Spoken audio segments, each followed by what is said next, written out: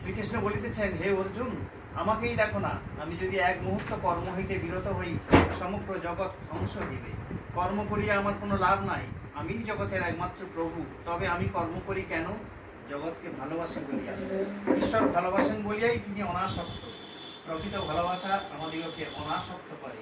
যেখানেই দেখিবে আসক্তি, পার্থিব বস্তুর প্রতি এই আকর্ষণ, সেখানেই জানিবে উহা প্রাকৃতিক আকর্ষণ। ভালোবাসায় কোনো দুঃখকর প্রতিক্রিয়া নাই। ভালোবাসার প্রতিক্রিয়ায় কেবল আনন্দই হইয়া থাকে। ভালোবাসিয়া যদি আনন্দ না হয়, তবে উহা ভালোবাসা নয়, অন্য কিছুকে আমরা ভালোবাসা বলিয়া ভুল করিতেছি।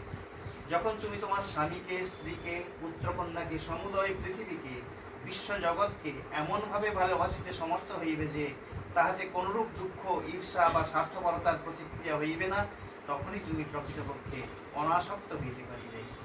এই অনাসক্তি লাভ করা একরূপ সারা জীবনের সাধনা বলিলেও হয়, কিন্তু উহা লাভ করিতে পারিলেই আমরা প্রকৃত প্রেমের লক্ষ্যস্থলে উপনীত হইলাম এবং মুক্ত হইলাম। তখন আমাদের প্রকৃতিজাত বন্ধন খসিয়া পড়ে এবং আমরা প্রকৃতির যথার্থ রূপ দেখিতে পাই। প্রকৃতি আমাদের জন্য আর বন্ধন সৃষ্টি করতে পারে না।